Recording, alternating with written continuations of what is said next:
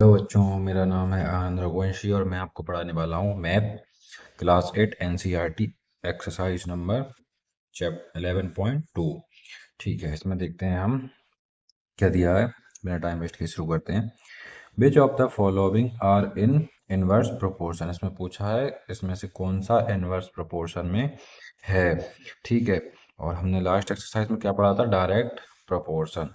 Direct proportion में क्या होता है, सेम टू सेम काम होता है। जैसे 1 किलोमीटर 1 मिनट में जा रहा है तो 2 किलोमीटर 2 मिनट में जाएगा। 3 किलोमीटर 3 मिनट में जाएगा।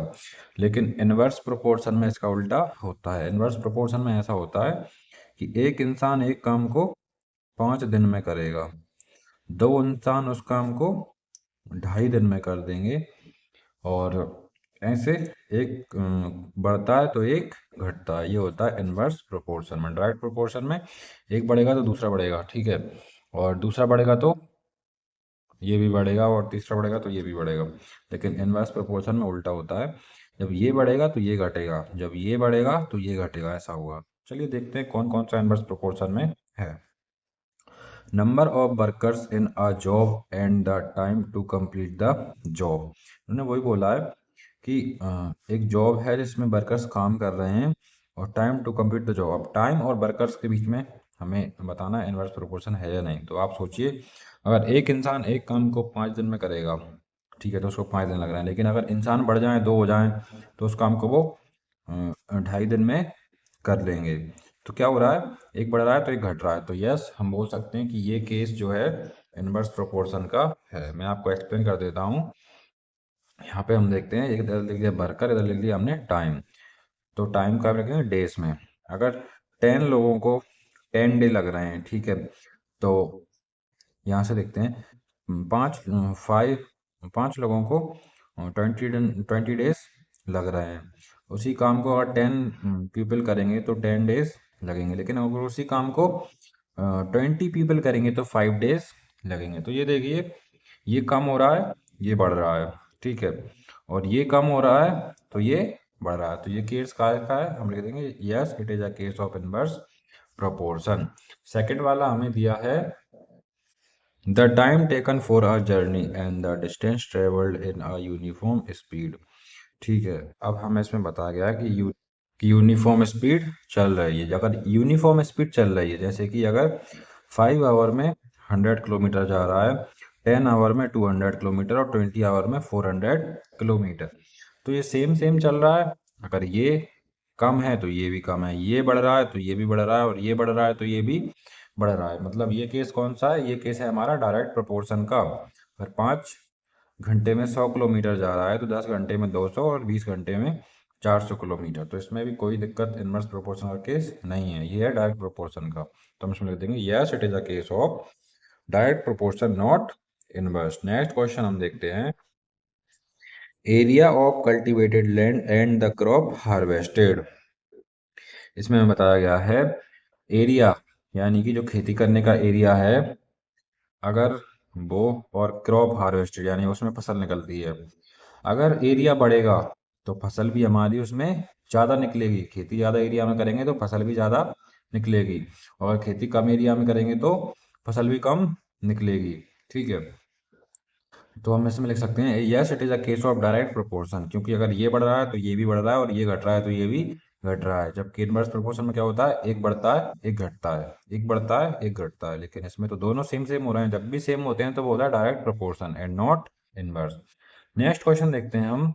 ठीक है, the time taken for a fixed journey and the speed of the vehicle.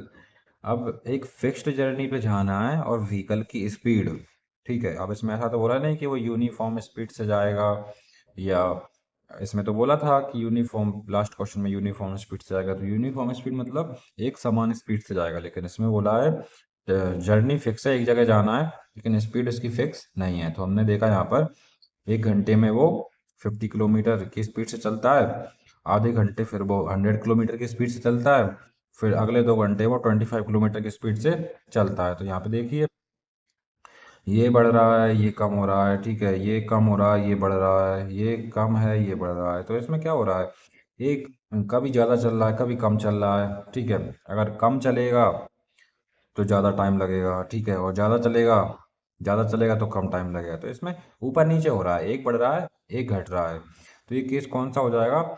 Yes, it is a case of inverse proportion. Direct होता तो क्या होता? जितना टाइम उतना डिस्टेंस, जितना टाइम उतना डिस्टेंस। नेक्स्ट क्वेश्चन हमें दिया है, the population of a country and the area of land पर पर्सन। देखिए, अगर पॉपुलेशन बढ़ेगी तो जो जमीन है वो कम होती जाएगी, और अगर पॉपुलेशन कम हो गई तो जमीन सबके पास ज़्यादा ज़्यादा हो गई।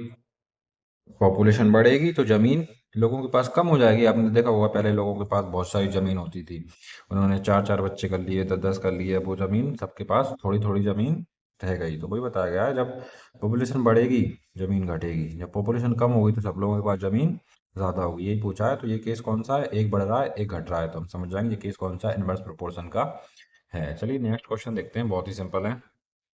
इस एक्सरसाइज में ध्यान रखिए, आप सारे क्वेश्चन इनवर्स प्रोपोर्शन के ही आएंगे, बट वो तो एक दो दे दिए थे। पिछली एक्सरसाइज में हमने डायरेक्ट प्रोपोर्शन पढ़ा था, और इसमें हमको ये पढ़ाने वाले हैं इनवर्स प्रोपोर्शन। आपको समझना कैसे है? एक बढ़ेगा, एक घटेगा, एक बढ़ेगा, एक घटेगा, तो कौन सा होगा? Inverse proportion. और अगर दोनों सेम आ रहे हैं, तो दोनों बढ़ रहे हैं और दोनों एक साथ घट रहे हैं, तो वो कौन सा क्वेश्चन होगा? डायरेक्ट प्रोपोर्शन का। तो हमें देखते ही समझ जाना है क्वेश्चन पढ़ के कि इनवर्स प्रोपोर्शन का क्वेश्चन है या डायरेक्ट प्रोपोर्शन का, क्योंकि उसमें पेपर में एक्सरसाइज लिखी नहीं आती। चलिए नेक्स्ट क्वेश्चन देखते हैं। In a television game show the prize money of 1 lakh is to be divided equally amongst the winners. Complete the following table and find whether the prize money given to an individual winner is directly or inversely proportional to the number of winners. तो एक game show है, उसमें prize money जो जीतेगा उसको 1 लाख रुपए मिलेंगे, ठीक है। लेकिन उसमें बहुत सारे मेंबर हैं गेम में, तो एमोंग द विनर इसको हमें डिवाइड करना है, बांटना है सारे विनर्स में। तो इस टेबल को कंप्लीट करना है और बताना है कि जो प्राइज मनी जो इंडिविजुअल यानी हर एक इंसान को बांटी जा रही है, क्या वो डायरेक्ट प्रोपोर्शन में है या इनवर्सली प्रोपोर्शन में है। चलिए देखते हैं यहाँ पे क्या दिया हुआ है। अगर नंबर ऑफ विनर एक हुआ तो उसको प्राइस कितनी मिलेगी? 1 लाख रुपीज। अगर विनर्स दो हो जाएंगे तो प्राइस उनकी कितनी कितनी बचेगी? 50,000। अगर विनर्स चार हो जाएंगे, फोर हो जाएंगे, तो कितनी मनी आएगी? आप देख सकते हो, यहाँ से आधी हुई तो 50,000 बची, और यहाँ से आधी होगी तो 25,000 चार लोगों को आएगी। चलिए इसमें देखते हैं, यहाँ से देखते ही समझ में आ रहा है, जैसा कि मैंने आपको बताया था, देखते ही समझ जाना है। देखते ही समझ में आ रहा है कि ये कम है तो ये ज़्यादा है, अगर ये बढ़ रहा है तो ये कम हो रहा है, ये और बढ़ रहा है तो ये और कम हो रहा है। तो ये केस कौन सा है? इनवर्स प्रोपोर्शन का है। तो हम यहाँ पे इसको मान लेंगे, इसको x1 y1 x2 y2 x3 y3 x4 y4 x5 y5 x6 y6 x7 और y7। ठीक है, आप कुछ भी मान सकते हो जो आपका मानो। ठीक है, तो अब हमें समझ में तो आएगा कि इनवर्स प्रोपोर्शन का केस है, तो हम इनको इनवर्स प्रोपोर्शन में रखेंगे, इनके अकॉर्डिंग हम इनको निकाल लेंगे। तो एक साइड ले लिया हमने x1 इंटू y1। जब भी आप डायरेक्ट प्रोपोर्शन में लोगे तो डिवाइड में लोगे, और इनवर्स प्रोपोर्शन में लोगे तो मल्टीप्लाई में, ठीक है। और x2 तो हमें दिया है, तो हम क्या लेंगे? x3 upon x3 into y3। तो x1 y1 1 into 1 lakh, x3 y3 4 into y3। अब ये 4 इधर मल्टीप्लाई में, इधर जाकर क्या में जाएगा? डिवाइड में, ठीक है। और 1 लाख को 4 से डिवाइड करेंगे तो कितना आएगा? 25,000। तो चार लोग होंगे तो उनको कितना कितना मिलेगा? 25 25 25 25,000। तो हम इसमें लिखेंगे when number of winner are four, price for each winner is ₹25। Simple है, ठीक है। अब यही जो हमने इस क्वेश्चन में किया है, सारे क्वेश्चन में x4 x5 x6 x7 same to same करना है, ठीक है। कोई भी आपको दिक्कत नहीं आएगी। When number of winner is 5, जैसा कि हमसे क्वेश्चन में पूछा है, नंबर ऑफ विनर 5, 4 का निकाल लिया, 5 8 10 20 इनका निकालेंगे। चलिए, when number of winner is 5, तो x1 y1 के अकॉर्डिंग निकालें, क्योंकि इससे निकालना आसान होगा। x1 y1 1 इंटू 1 लाख, और x4 बाय 4 यानी 5 इंटू बाय 4 हमें निकालना है। तो यहाँ पे देखिए 1 × 1 लाख 5 × x4, ठीक है। 1 लाख का 1 मल्टीप्लाई करेंगे 1 लाख आएगा, 5 मल्टीप्लाई में जाके डिवाइड में जाएगा, और 1 लाख को 5 से काटेंगे तो कितना आएगा 20,000। तो हम लिखेंगे when number of winner is 5 the price money for each winner is 20,000। इसी तरह हम नंबर ऑफ विनर जब 8 होंगे हमारे पास तो 8 का निकालेंगे, इसको मान लेंगे बाय 5, इसको x5, इसको बाय 5। जब 8 होंगे तब क्या आएगा हमारा नंबर ऑफ विनर 8 होंगे तब, तो इसको मानेंगे हम x1 ये मैंने 2 लिख दिया है इसके लिए sorry, x1 into x5 into bye 5। तो 1 का 1 लाख में करेंगे तो 1 लाख आएगा, और 8 इंटू x5, 8 कहाँ चला जाएगा डिवाइड में, और 1 लाख को 8 से डिवाइड करेंगे कितना आएगा 12,500। तो ये हमसे पूछा था कि when number of winner is 8 prize money for each winner is rupees 12,500। अच्छा, आपको डिवाइड करना तो आता है ना। डिवाइड हम ऐसे करेंगे 8 वन ज़ा 8, ठीक है। इसको काटेंगे 8 वन ज़ा 8, 10 में से 8 का कितना बचा 2, 2 इसके आगे लगाएंगे कितना हो जाएगा 20, ठीक है। 8 2 ज़ा 16, कितना बचा 4, 4 इसके आगे लगाएंगे 8 5 ज़ा 40, तो इतना हमारा कट गया, और 2 जीरो बची तो हम इसको 2 जीरो यहाँ लिख देंगे, कितना आ गया 12,500। ठीक है, चलिए नेक्स्ट क्वेश्चन करते हैं। अगर आपको डिवाइड वगैरह समझ में ना आ रहे हो तो आप कमेंट करके बता सकते हो कि सर आप डिवाइड करके भी बता दीजिए, ठीक है। अगला क्वेश्चन दिया है हमें 10 इसको x5 माना था बाय 5, इसको x6/6, तो x1/1 के अकॉर्डिंग x6/6 को निकालेंगे। इनवर्स प्रोपोर्शन हम रख लिया, when number of winner is 10, x1/1 1/1 lakh, 1 × 1 lakh equal to x6/6, 10 into by 6। अब ये 1 में मल्टीप्लाई करेंगे तो 1 लाख आएगा, और 10 मल्टीप्लाई में तो इधर जाके डिवाइड में आ जाएगा, तो x6 की वैल्यू हमें मिल जाएगी, एक जीरो से एक जीरो कट गई, तो ये वैल्यू आ गई हमारी 10,000। तो when number of winner is 10 the price for each winner is rupees 10,000, ठीक है। अब हम निकालेंगे 20 का, when number of winner is 20, x1/1 के अकॉर्डिंग x7/7 का निकालेंगे।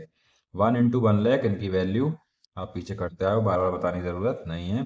x7 की वैल्यू 20 और y7 हमें निकालना है। 20 मल्टीप्लाई में कहाँ चला जाएगा डिवाइड में, एक जीरो से एक जीरो कट जाएगी, इससे इसको काटेंगे 2 5 जा 10, और जीरो कितनी बची 1 2 3, तो 3 जीरो यहाँ पे लगा देंगे, तो y7 की वैल्यू आ गई 5,000। और हम यहाँ पे लिख देंगे when number of winner is 20 prize money for each winner is rupees 5,000। और ये हमारा क्वेश्चन सॉल्व हो चुका है, ठीक है। चलिए नेक्स्ट क्वेश्चन देखते हैं। नेक्स्ट क्वेश्चन हमें दिया हुआ है, ये भाई साहब है एक Rahman, is making a wheel using spokes. He wants to fix equal spokes in such a way that the angle between any pair of consecutive spokes are equal. Help him by completing the following table. Spokes, ये जो डंडियां है ना, इनको क्या बोला गया है spokes. एक व्हील बना रहे हैं और इसमें ये स्पोक्स लगा रहे हैं, और ये स्पोक्स इस तरीके से लगा रहे हैं कि इक्वल एंगल बने, ठीक है। इक्वल एंगल बने between any pair of consecutive spokes. Consecutive spokes का मतलब होता है ये जो पास वाले हैं, इसके बाद ये, इसके बाद ये, इसके बाद ये, सब में बराबर का एंगल बने, इस प्रकार से इनको रखना है। तो हमको इनकी हेल्प करनी है इस टेबल को कंप्लीट करने में। उन्होंने बोला है कि इस टेबल में ये 4 स्पोक्स रख रहे हैं, तो एंगल बिटवीन कॉन्सिक्यूटिव स्पोक्स यानी इनके बीच का जो एंगल है वो 90 डिग्री बन रहा है। जब ये 6 रख रहे हैं स्पोक्स 1 2 3 4 5 6, तब यहाँ पे 60 डिग्री का एंगल बन रहा है, यहाँ पे बन रहा है 90, यहाँ पे 60। तो जब ये 8 स्पोक्स लेंगे तो कितने डिग्री का एंगल बनेगा, जब ये 10 स्पोक्स लेंगे तो कितने डिग्री का एंगल बनेगा, जब ये 12 स्पोक्स लेंगे तो कितने डिग्री का एंगल बनेगा। करना कुछ नहीं है, करना वही है जो हमने लास्ट क्वेश्चन में किया है, इन्वर्सली प्रोपोर्शन में रखना है। इन्वर्स में क्यों रखना है मैंने आपको बताया था, क्वेश्चन को देखते ही समझ जाना है। अगर स्पोक्स कम है तो एंगल ज्यादा है, स्पोक्स बढ़ रही है एंगल कम हो रहा है, स्पोक्स बढ़ रही है एंगल और कम हो जाएगा, स्पोक्स बढ़ रही है एंगल और कम हो जाएगा। जब भी एक बढ़ रहा हो एक घट रहा हो तो ये कौन सा केस होता है, इनवर्स प्रोपोर्शन का। तो इसको देखते हैं हम। अब हम यहाँ पे रहमान भाई साहब की हेल्प करते हैं स्पोक्स को लगाने में। तो ये इनवर्स प्रोपोर्शन का केस है, और जब भी इनवर्स प्रोपोर्शन का केस होता है मल्टीप्लाई में सॉल्व करते हैं। When number of spokes is 8, जब नंबर ऑफ स्पोक्स 8 होंगे तो इसको मान लेंगे हम x1, इसको y1, x x2 y2, x3 y3, यहाँ पे लिखने की जरूरत नहीं है, ये हो जाएगा x4, x4 by4, x5 by5, बार बार लिखने की जरूरत नहीं है, आप खुद लिख लेना, ठीक है। When number of spokes is 8, जब 8 होंगी तब देखिए x1 into by one, 4 into 90 equal to x3 by three, x3 की वैल्यू 8 दे रखी है, ऊपर देख सकते हो, y3 हमें फाइंड करना है, तो 8 कहाँ चला जाएगा, मल्टीप्लाई डिवाइड में चला जाएगा, मल्टीप्लाई में है तो 4 1 जा 4, 4 2 जा 8, और 2 से 90 काटेंगे कितना आया 45।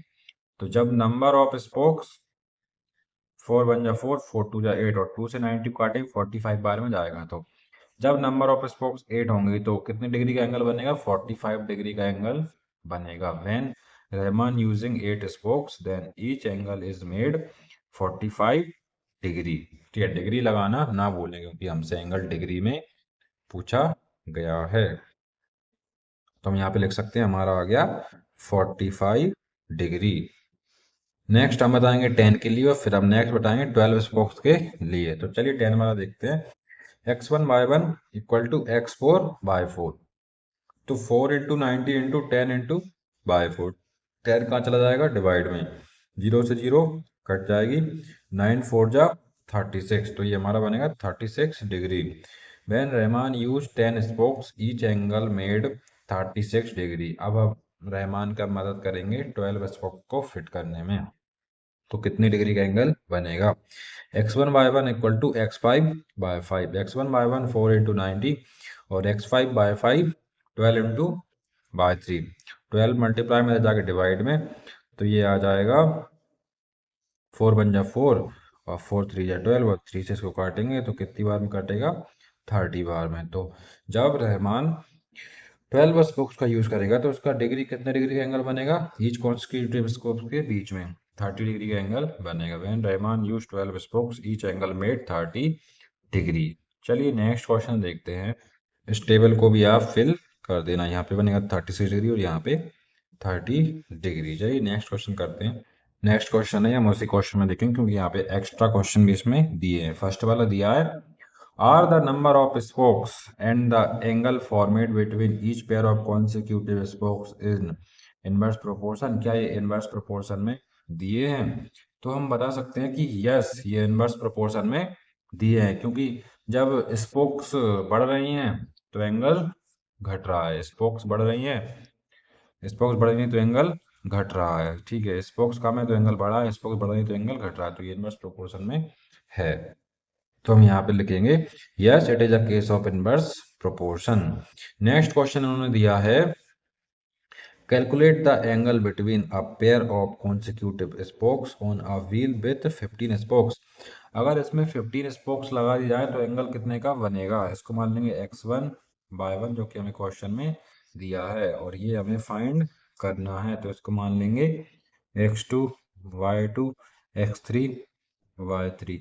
तो x3 y3, x3 दिया y3 निकालेंगे किसके अकॉर्डिंग, x1 y1 के अकॉर्डिंग। तो हम यहाँ पे लिखेंगे inverse proportion x1 into x2 equal to x3 मान लो, इसको इसको y3 मान लो, तो हो जाएगा 4 इंटू 90 15 इंटू y3। ठीक है, 4 इंटू 90 15 मल्टीप्लाई में इधर जाके डिवाइड में, तो 15 बन जा 15 और 15 6 जा 90। ठीक है, तो ये कितना आ गया 6 4 जा 24। और जब रहमान 15 स्पोक्स का यूज करते हैं तो उनका ईच एंगल कितने का बनता है, 24 डिग्री का बनता है। तो हम यहाँ पे लिख देंगे 24 डिग्री। ठीक है, नेक्स्ट क्वेश्चन उन्होंने बोला है, how many spokes would be needed if the angle between a pair of consecutive spokes is 40 degree. अगर एंगल 40 डिग्री का बन रहा है तो उसको कितनी स्पोक्स का यूज करना पड़ेगा, तो ये हम इनको बताते हैं कितनी स्पोक्स इसमें लगानी पड़ेंगी। तो इसमें हमें दिया हुआ है कि नंबर ऑफ स्पोक्स तो हमें निकालना है, और एंगल बिटवीन स्पोक्स हमें दे रखा है 40 डिग्री। जब 40 डिग्री दिया होगा तो कितने स्पोक्स इसको लगाने पड़ेंगे।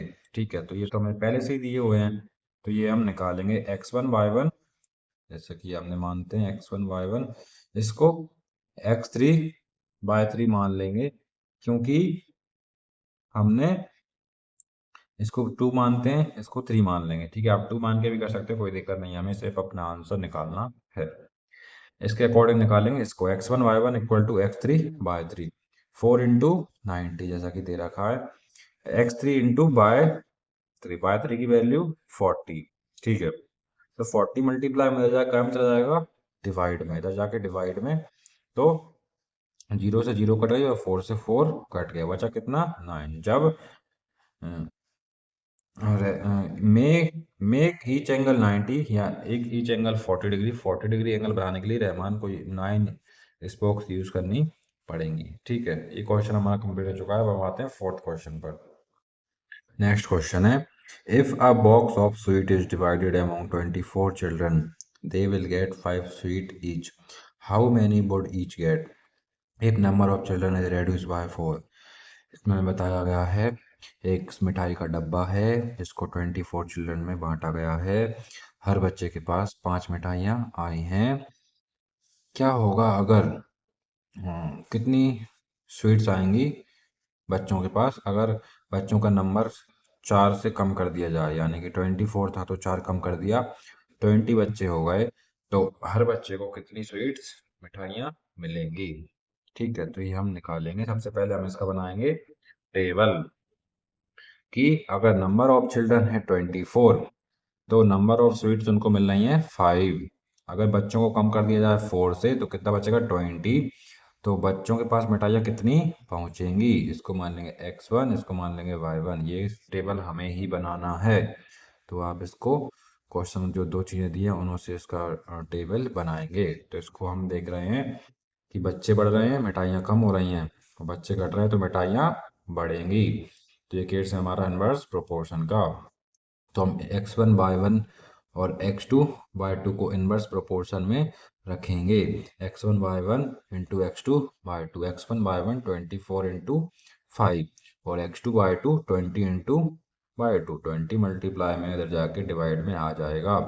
5 बन जा 5, 5 4 जा 20 और 4 6 जा 24 और 6 बन जा 6, y2 की वैल्यू हमारी आ गई 6। The number of children is 20. If the number of children is 20, the each children gets 6 sweet. अगर बच्चों की संख्या 20 होगी तो उनको मिठाइयाँ कितनी बांट जाएंगी, 6 स्वीट हर बच्चे को मिलेगी। ठीक है, अगला क्वेश्चन देखते हैं 5 वाला। ये एक्सरसाइज थोड़ी लंबी हो जाएगी क्योंकि इसमें ज़्यादा एक्सप्लेनेशन और ज़्यादा क्वेश्चन दिए हुए हैं, तो अगर आप इसको एक साथ पूरा नहीं दे सकते तो आप इसको ब्रेक लेके भी देख सकते हो। क्वेश्चन 5 है हमारा, a farmer has enough food to feed 20 animals in his cattle for 6 day, how long would the food last if there were 10 more animals in his cattle. उन्होंने बोला है एक फार्मर है, उसके पास 20 एनिमल्स को उनको खाना देने के इतना खाना है कि वो 6 डेज तक उनको खाना दे सकता है। ठीक है, अगर 10 एनिमल्स और बढ़ा दिए जाएं तो फूड कितने दिन तक चलेगा, ये पूछा है हमसे। तो इसका भी हम टेबल बनाएंगे, इसका टेबल बनाएंगे और इसमें लिखेंगे कि नंबर ऑफ एनिमल्स अगर 20 है तो उसका खाना, नंबर ऑफ डेज, ठीक है, कितने दिन चल रहा है खाना, 6 डे। अगर उसमें 10 एनिमल्स बढ़ा दिए जाएं, 20 से 30 कर दिए जाएं तो कितने दिन खाना चलेगा। इसको x1, इसको y1, इसको x2, इसको y2 हमने मान लिया। अब हम देख रहे हैं कि एनिमल्स कम है तो खाना 6 डेज चल रहा है, एनिमल बढ़ेंगे तो खाना तो जल्दी कब जाएगा ना, तो ये कैसा केस है, इनवर्स प्रोपोर्शन का केस है। तो इसको हम सॉल्व करेंगे, x1 into y1 equal to x2 into y2, 20 into 6 और 30 इंटू y2, 30 मल्टीप्लाई में इधर जाके डिवाइड में, तो 0 से 0 कट गई और 3 बन जा 3, 3 2 जा 6 और 2 2 जा 4, तो y2 की वैल्यू आ गई 4, यानी कि 30 एनिमल्स फीड फॉर 4 डेज, ये 4 दिन में वो खाना सारा खा जाएंगे। ठीक है, अब हम आते हैं 6 क्वेश्चन पर। 6 क्वेश्चन में बोला है, a contractor estimate that 3 person could rewire Jasminder house in 4 days. If he uses 4 person instead of 3, how long should they take to complete the job? ये बोल रहे हैं कि जसमिंदर के घर में हमें वायरिंग करनी है, रीवायर यानी फिर से वायरिंग करनी है, उसको हटा के 3 पर्सन 4 दिन में काम कर रहे हैं। ठीक है, 3 पर्सन 4 डेज में काम कर रहे हैं, पर पर्सन को बढ़ा दिया जाए 4%, 3 की जगह पे 4% का यूज किया जाए तो उसको कंप्लीट करने में कितना टाइम लगेगा, ये हमसे पूछा है। तो ये हम इनको बताएंगे टेबल बना के। तो टेबल हम बनाएंगे कि नंबर ऑफ पर्सन 3 है तो डेज कितने लग रहे हैं 4। अगर नंबर ऑफ पर्सन को 4 कर दिया जाए तो डेज कितने लगेंगे। तो सीधी सीधी बात है कि अगर पर्सन बढ़ेंगे तो काम कम दिन में हो जाएगा, पर्सन कम होंगे तो काम ज़्यादा दिन में होगा। यानी ये केस कौन सा है, इनवर्स प्रोपोर्शन का है। देखते ही हमें समझ जाना है। तो इनको मान लेंगे x1 y1 और x2 y2। ठीक है, इनवर्स प्रोपोर्शन में रखेंगे तो x1 into y one, x2 into y two. x1 y1 की वैल्यू 3 इंटू 4 और x2 y2 की वैल्यू 4 इंटू वाई टू। ठीक है, तो 4 मल्टीप्लाई में, इधर जाके डिवाइड में, 4 से 4 कैंसिल, बचा क्या 3 बाय वाई टू की वैल्यू आ गई हमारी 3। तो हम इसमें लिखेंगे 4% take 3 day to complete the work या to complete the job. Math में कुछ भी हम लिख सकते हैं, इतनी माइनर मिस्टेक्स पर कोई नंबर नहीं कटते। ठीक है, चलिए नेक्स्ट क्वेश्चन करते हैं, 7th वाला। A batch of bottle were packed in 25 boxes with 12 boxes in each, 12 bottles in each box. ठीक है, if the same batch is packed using 20 bottles in each box, how many boxes would be filled। ठीक है, तो ये हमसे बोल रहे हैं कि नंबर ऑफ बॉक्स और बॉटल पर बॉक्स की बात हो रही है। तो ये बोल रहे हैं कि 25 बॉक्सेस का यूज़ किया जा रहा है बॉटल्स को पैक करने में। ठीक है, और हर बॉक्स में कितनी बॉटल्स हैं, 12 बॉटल्स हैं। तो ये बोल रहे हैं अगर हर बॉक्स में 20 बॉटल्स को रखा जाए तो कितनी बॉक्सेस की ज़रूरत पड़ेगी। इन्हीं इसी बैच को, बैच फिक्स है, मतलब बैच मतलब एक नंबर फिक्स है बॉटल्स का। अगर 12 पैक की जा रही है एक बॉक्स में तो 25 बॉक्स में पैक हो रही हैं। अगर उन्हीं बॉटल्स को 20 एक बॉक्स में पैक किया जाए तो कितने बॉक्सेस हमें ज़रूरत पड़ेगी, ये पूछा गया। तो ये हम बताएंगे इनको। तो हमने इनको रख लिया इनवर्स प्रोपोर्शन में, x1 y1 x2 y2। तो 25 बॉक्स लग रहे हैं जब 12 बॉटल्स पर बॉक्स में रखी जा रही हैं। अगर पर बॉक्स में 20 बॉटल्स रखी जा रही हैं तो कितने बॉक्सेस लगेंगे। तो 20 मल्टीप्लाई में इधर जाके डिवाइड में आ जाएगा।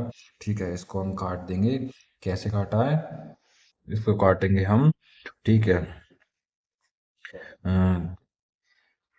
5 4 जा 20 और 5 5 जा 25। ठीक है, 4 से इसको काटेंगे, 4 3 जा 12 और 5 3 जा 15। ये हमारी x2 की वैल्यू आ गई। तो 15 box required to pack 20 bottles in each box. अगर हर एक बॉक्स में हम 20 बॉटल्स रखेंगे तो हमें 15 बॉक्स की ज़रूरत होगी।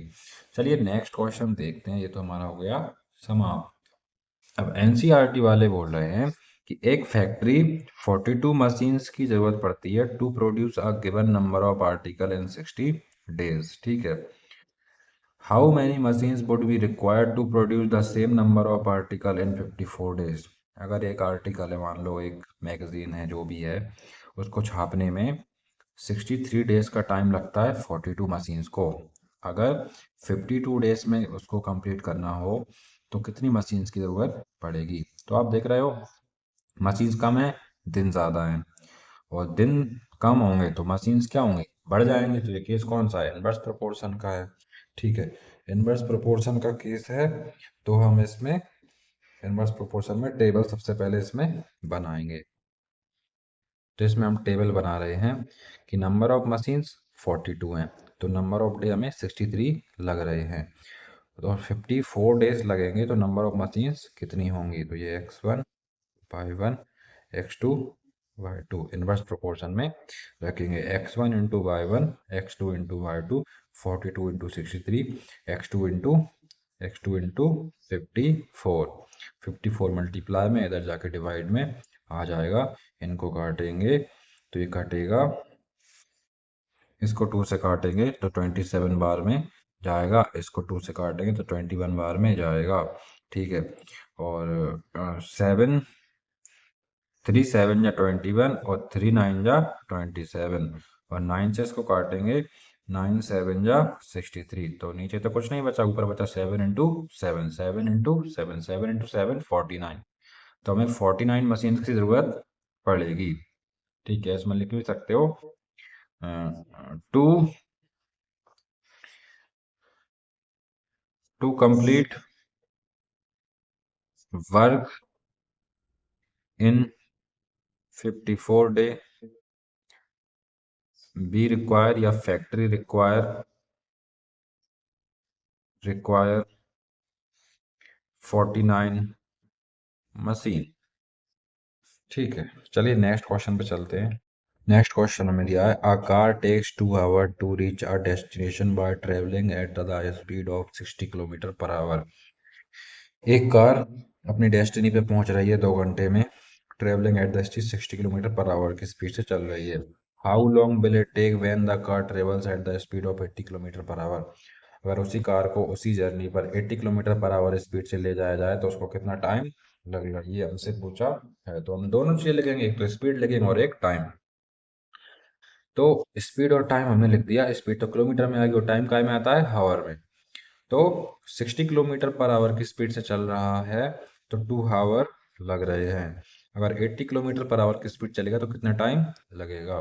तो हम देख रहे हैं स्पीड अगर कम हो गई तो टाइम ज़्यादा लगेगा और स्पीड अगर बढ़ रही है तो टाइम कम लगेगा। तो इनवर्स प्रोपोर्शन का केस है, इनको इनवर्स में रखेंगे। तो हमने रखा इसको, मान लिया x1 y1 x2 y2, x1 into y one equal to x2 into y two, 60 into 2 और 80 इंटू वाई टू। ठीक है, 80 मल्टीप्लाई में इधर जाके डिवाइड में 0 से 0 कट जाएगी। ठीक है, और 2 4 जा 8 और 2 3 जा 6 और 2 1 जा 2 और 2 2 जा 4। तो हमारा कितना आया 3/2। 3/2 को हम सॉल्व करेंगे, कितना आएगा 2 1 जा 2 और ऊपर क्या बचा 1, 1/2, क्योंकि आगे सॉल्व नहीं हो रहा है तो इसको हम ऐसे लिख देंगे 1.5 hour. 1.5 hour y two value कितने आई 1.5 आवर। तो हम यहाँ पर लिख सकते हैं if a car run at 80 kilometre per hour speed, it will reach in 1.5 hour. ठीक है, नेक्स्ट क्वेश्चन देखते हैं। 10th वाला क्वेश्चन है 2 person could fit a new window in a house in 3 days। ठीक है, 2 लोगों को 3 दिन लग रहे हैं। One of the person fell ill, अगर एक पर्सन बीमार हो गया बिफोर द वर्क स्टार्टेड, काम चालू होने से पहले, तो उस जॉब को कितना टाइम लगेगा। और सेकंड क्वेश्चन पूछा है how many person would be needed to fit the window in 1 day. अगर एक दिन में विंडो को फिट करना है तो कितने लोगों की जरूरत पड़ेगी। चलिए पहला वाला क्वेश्चन करते हैं इसका। इसमें हमसे बोला गया है पर्सन और दिन के बारे में बोला गया है, तो इनका हम ये टेबल बना लेंगे कि 2 पर्सन को 2 पर्सन 3 डे। अगर एक बीमार हो गया तो 1 पर्सन कितने दिन में काम करेगा ये हमको निकालना है। इसको मान लेंगे x1, इसको y1, इसको x2, इसको y2, इनवर्स प्रोपोर्शन में करेंगे। ठीक है, x1 into y1, x2 into y2। ठीक है, 2 इंटू 3 और 1 इंटू y2। 1 का इसमें मल्टीप्लाई कर देंगे, कोई अंतर 1 कहाँ चला जाएगा अपॉन में, तो कोई अंतर नहीं आएगा। ठीक है, कोई डिफरेंस नहीं आएगा। तो 2 इंटू 3 हमारा 6 आ गया। अगर एक पर्सन काम करेगा तो उसको 6 डेज लगेंगे। 1 person take 6 days to complete the work. Same to same second question में पूछा था अगर विंडो को एक दिन में फिट करना है, तो कितने लोगों की जरूरत पड़ेगी। 2 लोग उस काम को 3 दिन में कर रहे हैं। ठीक है, तो इसको इनवर्स प्रोपोर्शन में रखेंगे। x1 into y1 equal to x2 into y2। तो 2 इंटू 3 इंटू x2 इंटू 1।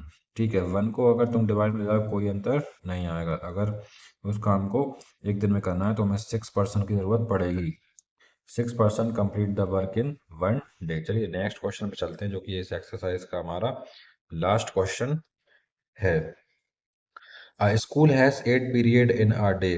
ठीक है, each of 45 minutes duration. How long would it period be if the school has 9 periods in a day, assuming the number of school hours to be the same।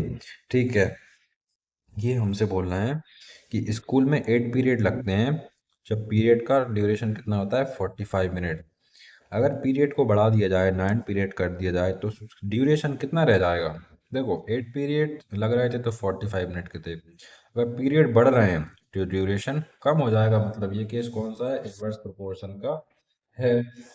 तो हम इसका table बनाएंगे। Table हम क्या कैसे बनाएंगे, एक तो होगा नंबर ऑफ पीरियड और एक होगा नंबर ऑफ मिनट्स। ठीक है, ड्यूरेशन पीरियड।